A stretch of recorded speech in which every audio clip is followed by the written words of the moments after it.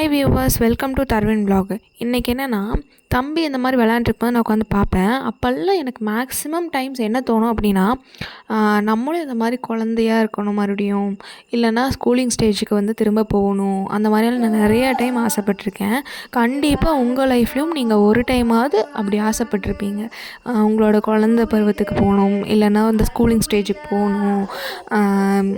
அதுவும் மெயினாக வந்து டிப்ரெஷனில் இருக்கும்போது கண்டிப்பாக உங்களுக்கு அது தோணியிருக்கும்.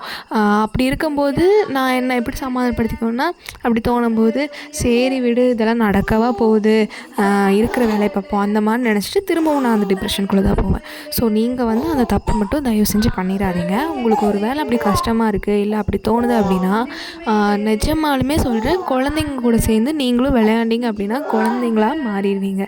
எப்படின்னா, அவங்க கூட விளையாடும்போது அவங்கள வந்து சிரிக்க வைக்க ட்ரை பண்ணுங்கள் குழந்தைங்கள. தென் அவங்க கூட சேர்ந்து அவங்க கையை பிடிச்சி அவங்க தத்தி தவழ்ந்து நடப்பாங்க. அதை பார்த்து நீங்களும் அவங்க கூட நடப்பீங்க. எல்லாமே நீங்களும் மாறுவீங்க அவங்க கூட விளையாடும்போது. அது உங்களுக்கே தெரியாது. பட் அதை முடித்து அவங்கள விளையாண்டு முடித்ததுக்கப்புறம் அந்த மொமெண்ட்டை நீங்கள் திரும்ப நினச்சி பார்க்கும்போது உங்களுக்கு அதில் கொஞ்சம் கூட அந்த டிப்ரெஷனோ எதுவுமே ஞாபகம் வந்திருக்காது. அது வந்து ஒரு வேல்யூபிளான மொமெண்ட்டாக உங்களுக்கு இருக்கும்.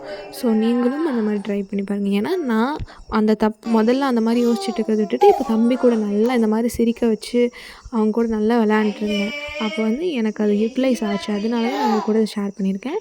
So happy children's day. சில்ட்ரன்ஸையும் ஹாப்பியாக வச்சுக்கோங்க. நீங்களும் அவங்க கூட சேர்ந்து ஹாப்பியாக இருங்க. தேங்க்யூ.